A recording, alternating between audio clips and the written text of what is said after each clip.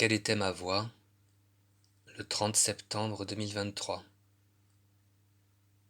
Extrait du Testament d'Atis, encore inédit. 12:44. Mais quelle est cette perte où l'on choisit de s'éprendre? Est-ce en le fond de soi l'enfant réduit en cendres? Est-ce d'insoupçonner l'abîme paraissant d'un être que l'on aime, où l'on se voit descendre? Est-ce après l'Alcyon le creux de mer naissant, avant d'être assouvi l'attente nous blessant, face à l'écueil d'un cœur, l'ardeur irrésolue, dans nos songes la nuit, ce désir qui pollue, sans nous en souvenir, d'un filet séminal, le drap de notre lit? C'est la perte absolue, la perte de nous-mêmes en ce gouffre abyssal dont on était le bord, qui soudain nous avale. 12:45. On rencontre l'amour comme on aborde aux rives d'un nouveau monde, aux fins de l'océan déclive. Toujours le découvreur a brûlé ses vaisseaux. Jamais il ne retourne à sa terre native. Que reconnaîtrait-il de son ancien berceau qu'achevait l'océan, que sépare un ruisseau? C'est se perdre à jamais que de trouver un monde où vit cette personne aux beautés sans seconde, dont la vision nous fauche et nous ensevelit. C'est plonger sans savoir et se noyer dans l'onde, c'est perdre en la forêt de mémoire et d'oubli tout un être dans soi, tout un autre aboli. Ballade de la folie d'Atis. Quand le vaisseau d'Atis eut atteint ses rivages, où des ondes sans fond baignent des bois sauvages, et que son passager pénétra la Phrygie de forêts couronnées, une funeste rage s'empara de son cœur, et comme par magie, vint en défigurer la beauté d'effigie. Ramassant un silex en forme de scalène, Attis trancha les pois qui lui pendaient à l'aine, et tandis que par terre encore son sang dégoutte, voici que l'enfant chante un chant à perdre haleine, et qu'en liesse il adresse à sa suite en déroute. Chantez, mes compagnons, avec moi chantez toutes. Dépêchez-vous d'entrer dans ce noir paysage, dont la déesse mère a fait son apanage. Cette neige foulée, par notre sang rougi, dansez sur les reliefs de notre dépeçage. Vous qui, tel l'exilé traînant sa nostalgie, vous qui cherchez la terre où l'on se réfugie, entrez dans notre transe, entrez dans le domaine où règne et nous reçoit la dame d'Indimène. Vous qui m'avez suivi en cette sombre route, souffrez, mes compagnons, qu'avec moi je vous mène aux lieux où plus ne sont nos sexes ni nos doutes. Mes compagnes, chantez avec moi, chantez toutes. Notre-Dame égayée de vos lestes sillages, Ménade dont la tête est ceinte de feuillage, pénétrez où Cybèle a son divin logis, et vos courses menées dans sans vagabondage, où la cymbale tinte et le tympan mugit, où le calame courbe accompagne l'orgie. Allons toutes ensemble au temple où nous entraîne notre furieux cortège et que rien ne réfrène. Allons verser nos chants dessous la sainte voûte des forêts du Dindym. Allons rendre à la reine ce culte de l'Ida qui toutes nous envoûte. Mes compagnes, chantez avec moi, chantez toutes. Sitôt, mère des dieux, quand sa transe inhumaine Attis eut prononcé ces paroles obscènes, voici que sa cohorte, en s'animant l'écoute, s'ébranle et crie, ainsi qu'un chœur entrant en scène sur les flancs de l'Ida, toute honte dissoute. Chantons, mes compagnons, ensemble chantons toutes. 12:46.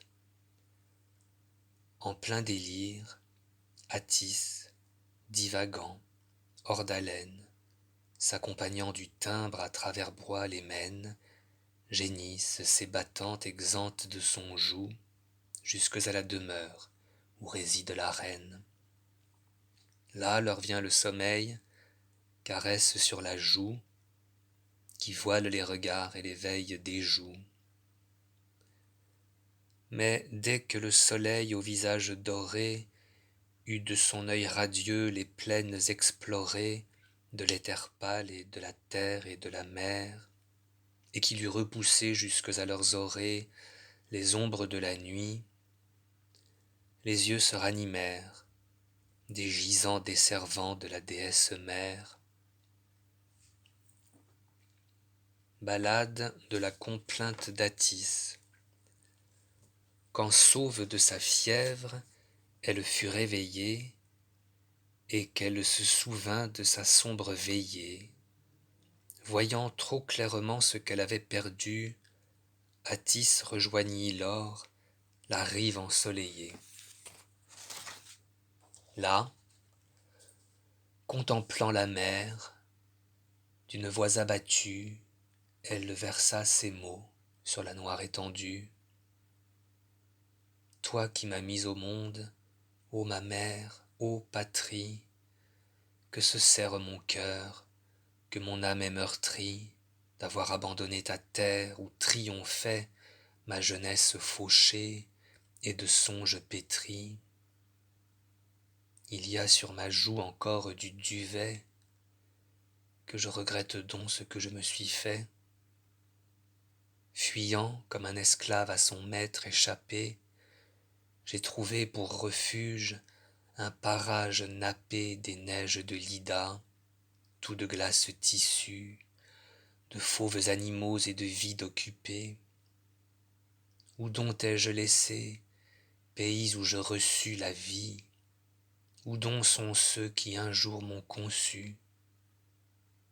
Que je suis loin des miens, mes amis, ma fratrie, loin du stade où j'étais une gloire chérie. Quel trait n'ai-je pas eu, moi qui fus un éphèbe, un athlète, un garçon, cette femme qui crie, moi qui revais ici le fruit de mon forfait. Que je regrette donc ce que je me suis fait. J'étais dans le gymnase un amant passionné, dans la palestre un dieu par tous ovationné, dans sa joyeuse fièvre une foule éperdue, au seuil de ma maison tout de fleurs couronnées, quand je quittais ma couche, à l'aurore rendue, faisait un chant d'oiseau d'un hommage éperdu. Et j'aurais pour séjour les neiges de Phrygie, au pied du mont Ida, serais-je une vigie condamnée à guetter sangliers et gorets, agitée dans ces bois par les fauves régies, voisine de la biche, ombre de ces forêts? Que je regrette donc ce que je me suis fait. Déesse sans courroux entend cette élégie, et pardonne si belle à celui qui s'y gît. De moi-même amputé, pleurant ce que j'avais, Ménade désormais menant ta liturgie, me voici devenu de ton culte un préfet. Que je regrette donc ce que je me suis fait. 12:47. Que je comprends, Attis, l'accent de ta complainte, que je connais la mort dans tes stances dépeintes, une ombre adolescente encore en mon dédale divague à la recherche et de coups et d'étreintes. Je crois sentir encore à mon pied le scandale qui me fit à ton âge enlever mes sandales et me perdre pieds nus dans les bois de mémoire, dans les neiges d'oubli, esclave de ma moire. J'ai connu comme toi ce désastre chagrin que d'avoir perdu tout ce dont j'avais l'espoir, que je comprends, Atis, le feu d'être sans frein, et que résonne en moi l'écho de ton refrain. Ballade de la colère de Cybèle. Quand la plainte d'Atis eut débordé l'orée de sa bouche de rose, et sa phrase éplorée atteint des hautes tours les dangereux parages, Cybèle, se voyant n'être plus adorée, détacha ses deux lions de leur bel attelage, et furieuse excita d'entre eux le plus sauvage. Allons, dit-elle, allons, ma bête fauve, cours, que ta traque suscite en mes bois le retour d'une factieuse à qui le trouble m'est odieux. Fasse quand la terreur de ton funeste cours, elle sache combien, dans l'ombre de mes lieux, terrible est le courroux de la mère des dieux. Je veux la jeune Attis à ta vue apeurée, je la veux de démence à nouveau dévorée.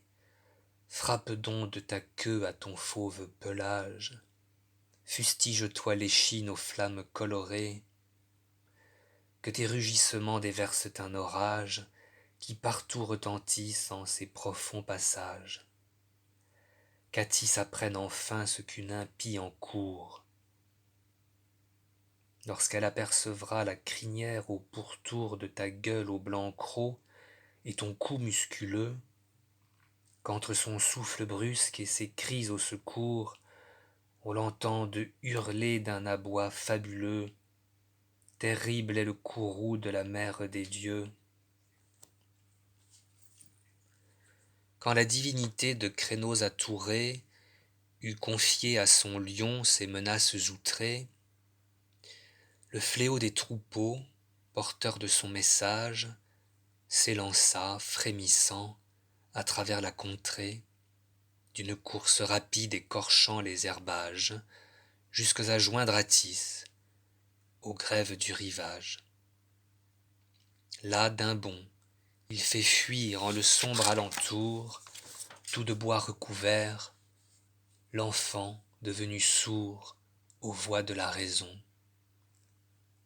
Là, depuis lors, gracieux, dans sa jeunesse encore, Attis vague toujours, beau, fou, esclave hélas de redoutables cieux.